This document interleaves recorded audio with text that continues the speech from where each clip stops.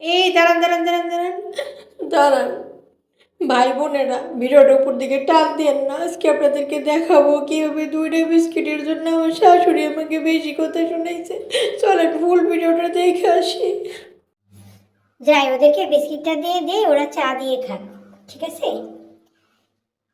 Biscuit biscuit, কি ব্যাপার, একটা বিস্কিট আছে মানে? এখানে বিস্কিটগুলো কোথায় গেল? নিশ্চয়ই ও ফকিনীর বাচ্চাটা খাইছে। বৌমা, আই বৌমা। জি আম্মা, এখানে আমি কাজ করতেছিলাম, একটু কাজ করতেছিলাম তো তাই শুনতে পারিনি। ওই বিস্কিটগুলো রাখা ছিল, বিস্কিটগুলো তুমি কেন খাইছো? না না আম্মা, কি আমি একটা বিস্কুটও খাই না, আমি বিস্কুট হাতই দিই নাই কখনো। ছি ছি ছি, তুমি বিস্কুটের জন্য মিথ্যা কথা বলতেছো, ছি।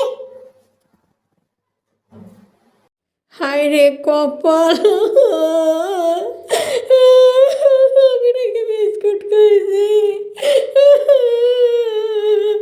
হায় রে কপাল, আমি নাকি বিস্কুট খাইছি। ঠিক আছে, আমার এই বিস্কুটের কথা কইছে না, আজকে আরে বিস্কুট সব বানাই আরে ফিরাই দেবো। আমাকে বলে বিস্কিট খাইছি, 2টা বিস্কিটের জন্য আমার এত কথা কয়। আর প্রথমে আমার বাসায় যা আছে সেটা দিয়ে বিস্কুট বানাবো। 2টা প্রথমে ডিম নিয়েছি, তার মধ্যে চিনি দিয়েছি, চিনি দিয়ে গুঁড়া গুঁড়া গুঁড়া গুঁড়া করে চিনি এবং ডিম একসঙ্গে মিশিয়ে ফেলতে হবে। বাসায় যাদের ব্লেন্ডার আছে চাইলে তারা ব্লেন্ডার ইউজ করতে পারেন।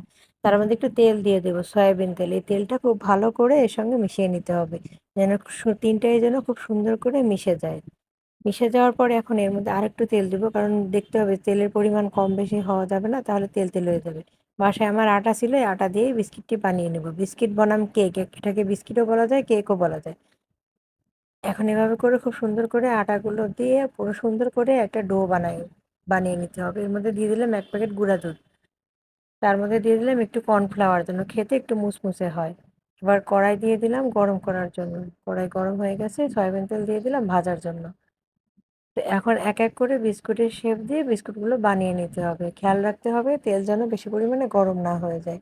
গরম হয়ে গেলে উপর থেকে পুড়ে যাবে, ভিতরে কাঁচা থেকে যাবে। এভাবে হাতের সাহায্যে খুব সুন্দর করে একটা কাঁটা চামচ দিয়ে বিস্কিটের শেপ বানিয়ে নিতে হবে। এবার মনে করেন না যে আমি হাত ধুইনি, আমার 2টা হাতে অনেক সুন্দর করে ধুয়ে তারপর বানাচ্ছি, যেহেতু স্বাস্থ্যসম্মত খাবার বাসাতেই তৈরি করা হয়। এভাবে করে আরেকটা চামচ দিয়ে খুব সুন্দর করে আরেকটা ডিজাইন করে নিচ্ছি। আরেকটা চামচ মানে একই চামচ, আরেকটা ডিজাইন, এখানে আমি আরেকটা ডিজাইন করে নিচ্ছি। এখন খুব সুন্দর করে এগুলো তেলে ভেজে নিতে হবে।